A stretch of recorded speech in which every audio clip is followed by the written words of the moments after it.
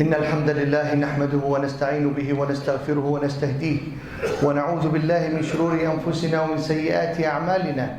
من يهده الله فلا مضل له ومن يضلل فلا هادي له، وأشهد أن لا إله إلا الله وحده لا شريك له، وأشهد أن محمدا عبده ورسوله. يا أيها الذين آمنوا اتقوا الله حق تقاته ولا تموتن إلا وأنتم مسلمون. يا أيها الناس اتقوا ربكم الذي خلقكم من نفس واحدة وخلق منها زوجها وبث منهما رجالا كثيرا ونساء، واتقوا الله الذي تساءلون به والأرحام إن الله كان عليكم رقيبا. يا أيها الذين آمنوا اتقوا الله وقولوا قولا سديدا يصلح لكم أعمالكم ويغفر لكم ذنوبكم، ومن يطع الله ورسوله فقد فاز فوزا عظيما. أما بعد، فإن أصدق الحديث كتاب الله، وخير الهدي هدي محمد صلى الله عليه وسلم، وشر الأمور محدثاتها، وكل محدثة بدعة، وكل بدعة ضلالة، وكل ضلالة في النار. Ibn Mas'ud said it in a statement. He said, I feel so bad and sorry when I discover that my day has ended and it was not better than the day before. I feel sorry when my day ends and I have not achieved in obeying and worshipping Allah better than the day before. And I feel sorry that every day my life is getting shorter. The sense of achievement is there, and the sense of the time duration is there. And the Prophet Muhammad ﷺ gave us as the gift in Ramadan, when he said Ameen to Jibreel, he said, every Muslim who lives Ramadan should enter paradise. This is an opportunity for any Muslim who fasts Ramadan according to the principles of the Prophet Muhammad ﷺ Islam. This will guarantee him paradise. 720 hours. 720 hours are the hours you and I have in the month of Ramadan to enter paradise. Notice very well. 240 hours are deducted in sleeping. 120 hours, 240 hours, which means 8 hours of sleeping per night, you multiply by the number of days in the month. 120 hours are gone in iftar and suhoor for the total month. 60 hours you deduct are in personal hygiene or personal issues and visits. 60 hours per month of Ramadan are in the Jama'ah prayers in the masjid. Now we're deducting from 720. 120 hours are lost in entertainment, TV, mobile, computer, and so forth during the month of Ramadan. 60 hours are utilized in tahajjud, which is the prayer of the last part of the night, which is approximately 2 hours a night multiplied by 30 days. What is left from the 720 hours is only 60 hours, which means we have only these 60 hours. If we are able to utilize and focus, we'll be in paradise. The sense of heavy burden of Ramadan now is clear. Most of it is going in activities that are normal. So how could someone utilize what is left of the hours of the month of Ramadan? In order for that, what I'm going to say today is I will share with you how you spend your day and night in Ramadan in order to stretch these hours to the limit. So those of you who have their program, you can measure yourself accordingly and do the adjustments necessary. The problem is a lot of people in the beginning of the month of Ramadan, they become excited about the change. But if you do not have a clear plan of how to spend Ramadan day and night, after the first week, you end up wasting your time in useless activity. So listen carefully as I explain to you briefly in this short khutbah how you spend your day to stretch your reward to the limit. And after the khutbah, if you have any questions, we could sit together and I can share the program with you. It starts, my dear brothers and sisters, in Fajr. You hear the adhan of Fajr, you say as the adhan says. And then after the adhan, it is the time for your prayers to be accepted. Supplication, you ask Allah what you want. After adhan al-Fajr, you perform the sunnah of Fajr. You go to the mosque. After you go to the mosque, you wait for the prayer time. During that time, it is the time of supplication. You raise your hand and you ask. Most of the mosques in the Kuwait takes 10-15 minutes for the prayer to start. So you are in the masjid, after you finish the sunnah, you start raising your hand and asking Allah. You finish the Fajr prayer. After the Fajr prayer, to some of you who can, so after Fajr prayer, stay in the masjid, saying Adhkar al-Sabah and reading Quran. And don't leave the masjid if you are able to. Stay in the masjid until sunrise. After sunrise, where you can see it in the clock that they have in the masjid, stay 15 minutes and pray 2 rak'ahs. These count as Hajj and Umrah with the Prophet Muhammad sallallahu alaihi wasallam. Complete. The reward of Hajj and Umrah is complete. All what it takes from you is to stay after Fajr until sunrise. If you have work, if you have a difficult schedule, do it on weekends. Tomorrow morning, stay in Fajr and stick in the masjid till the sunrise. Wait 15 minutes after the sunrise, pray 2 rak'ahs. This is Hajj and Umrah. Then you go back home, then you sleep, then you go to work. As you are at work, have the intention, first of all, that you are working to support your family. And you ask Allah Azza wa Jal to reward you based on your job, the reward of Islam. And also, keep your tongue busy in remembering Allah. After work, there is Dhuhr prayer during the office hours. The same thing as the adhan of Dhuhr happens, you repeat as the muadhin what he says. And then again, you ask Allah whatever you want, since the prayer is accepted. You perform the sunnah, you perform the salat al-Dhuhr, and then you go back to your work, and then you go back home. Then there is some time for you to sleep and rest until salat al-Asr. The same thing happens as in salat al-Asr. There is the adhan, you repeat as the muadhin says, and then you pray the sunnah, and there is the time between the sunnah and the iqamah of the salat. You ask Allah Almighty, and also you start reading the Quran. After salat al-Asr, you sit in the masjid and you start reading Quran. And if there is a lecture, you would listen to that lecture. And then after that time, if there is any assignments for you to do for your family at home, feel free and do it. Perhaps they need some help at home. They want you to go to buy some things for the house and so forth, since Asr time is quite open. And then there is something that is extremely important. Make sure the last hour or half an hour before iftar, you are focused on your dua, because it is the hour of acceptance. Your prayers and your supplications of asking Allah before iftar are answered.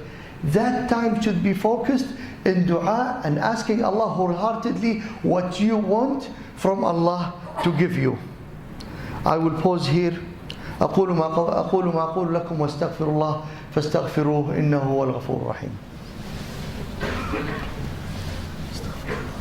العالمين والصلاة والسلام على أشرف المرسلين سيدنا محمد وعلى آله وأصحابه ومن تبعهم بإحسان يوم الدين. Maghrib prayer starts. You follow the adhan, and at your iftar, your asking and your supplication, your dua is accepted. Ask Allah during that time. And as you are eating your iftar, Thank Allah Almighty who gave you the opportunity to see food on your table, where Muslims in other parts of the world, they don't have anything on their table. That sense of pleasure, that sense of how much Allah had given you, telling the family, think of other Muslims worldwide, some of them don't have anything on the table. The appreciation of what Allah has given you has to overwhelm your family and the people around you. After Salat al-Maghrib, you perform the sunnah, and then you sit with your family at the dinner table, thanking Allah what He had given you. Then you prepare yourself for Salat al-Isha and Taraweeh by performing wudu, putting some perfume for you, that is for men, to go to the masjid in a good manner. And then the adhan is called, and as I told you, after the adhan, the dua. And then you pray the Isha, and make sure that you pray Isha and then Taraweeh. You finish the Taraweeh in the masjid. Do not leave after 4 rak'ahs or 2. Complete with the Imam the full Taraweeh that is there. And then after the Taraweeh, if you have some time, sit and read Quran. And after Taraweeh, it's the time for your social activity, visiting friends, relatives, family members, communicating with distant cousins in other places in the world through the social media, greeting them about Quran. All of this is rewarded because you are asked in the month of Ramadan to connect with your families and friends. And then sleep early. At night, wake up an hour before Adhan al-Fajr and pray 2 rak'ahs. And make sure as you pray, as you perform your sujood, is to ask Allah Almighty. This is the very precious time during the night when all of your prayers are accepted. So ask Allah Almighty whatever you want Allah to give you. And when it is the last 10 nights of Ramadan, make sure that Salat al-Qiyam, you perform them in the masjid, all of these 10 nights in the month of Ramadan, the last 10 nights. Also, as you do the supplications, you read Quran until the time of suhoor, and then you have your dinner before you stop fasting, and you go to the masjid, and before Salat al-Fajr starts, you also then again raise your hand in the masjid asking Allah Almighty to grant you. This is basically a simple program where you could stretch the hours to the limit. In this program that I mentioned to you, there are things that are hidden I want you to take notice of. One of them, as you read the Quran during different times during the day, every letter you are rewarded. And since it is Ramadan, the multiplication is not 10 or 20 or 1,000 or 1,000 folds. Allah gives as much as Allah wants. So you can imagine how much you are collecting for every letter of the Quran that you read. This is one. A second one, did you know that you already built a home for you in heaven? By performing the sunnah before and after certain prayers, as I told you, you immediately have a home in heaven as based of the hadith of the Prophet Muhammad sallallahu alaihi wasallam. 3, do you want to fast Ramadan more than once in the same month? It's easy. Help someone have iftar. We have charitable organizations today. It costs 15 dinar or less to help a Muslim have a decent meal in Ramadan. You will be rewarded like him. You help 2, 3. So some of us here, their reward is for 1 Ramadan. Others who's doing the same thing as you are, his reward is 200, 300, 400, 500. And I know in Kuwait, I know a family, they feed 400 people per day in their own home. This means their reward on daily basis as if they have lived 400 years and 400 Ramadan. What does it take you? 10 dinars? 15 dinars? It's easy. The agents are here of the charitable organization. Maximize the time in small things that you do. Hajj and Umrah. What happened? Don't go there. Since you can't, if you go, of course, Umrah during the month of Ramadan is like the Umrah with the Prophet Muhammad sallallahu alaihi wasallam. You cannot afford it. You're too busy. You're so tired. Okay, stay after Fajr, wait for the sunrise, 15 minutes, pray 2 rak'ahs. That's what costs you. The Prophet Muhammad sallallahu alaihi wasallam said, whoever stays after Shuruq, sunrise, 15 minutes, pray 2 rak'ahs, as if Hajj and Umrah complete. No difference in the time. Charity, sadaqah, what you pay makes a bigger distance between you and hellfire. The more you pay for charity, the more distance is between you and hellfire. And you never know, maybe a dinar you paid a certain day gave you so much distance from hellfire from other dinars you paid from another day. As a word of advice, I received it from a good friend of mine. One day he saw me, that was last week. He said, listen, I'll tell you an advice. And he's someone who works with charitable organizations. He said, don't leave any opportunity without being part of it. No matter what project there is, I'm not asking you to pay 10 or 20 or 1,000, 2,000 dinars. No, be part of it. Quarter dinar, 1 dinar, half dinar. But don't let any opportunity pass by without your initial investment in charity to be part of it. We have 3 organizations today. One is for the sick and the needy who need medical attention, who cannot afford it. I'll put something there. Another organization is in Africa. They are building a building for the orphans in Africa. It costs maybe 1 million or 2 million dinars or something. Be 1 or 2 or 10 dinars part of it. The other one is helping the Syrian refugees, where at their iftar they are being bombed from the sky. Be part of it. Give something here and there and maximize your Ramadan in helping Muslims everywhere. 83 years. 83 years of worship. How can you achieve them? Simple. By praying all of the 10 nights of the last 10 nights of Ramadan, because if it is Laylatul Qadr, it is equal to 83 years of worship. No burden on yourself. Just show up. Connecting with your family members and relatives, especially the distant ones whom your relationship with them is weak or you haven't contacted long time ago. As I mentioned to you, either a phone call or a letter or an email or any of the social means of media. And the Prophet Muhammad ﷺ told us in the hadith, if you want Allah to bless your lifetime and extend your lifespan, connect with your families and relatives.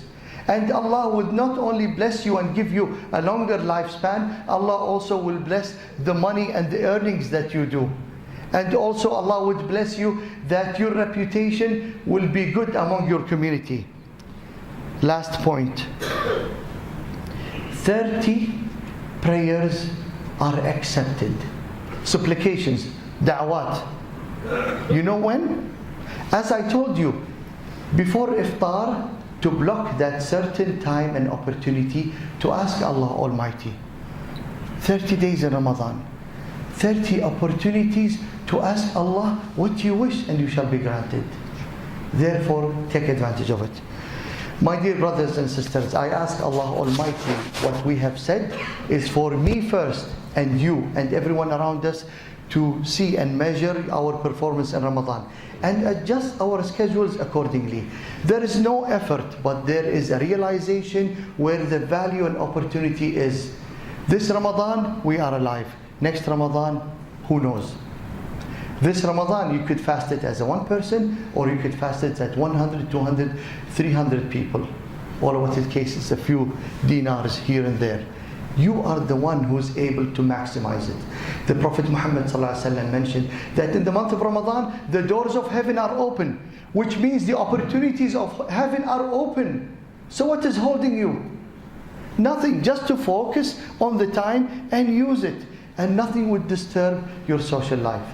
اللهم اغفر لنا ذنوبنا وإسرافنا في ديننا وأصلح فساد قلوبنا وثبتنا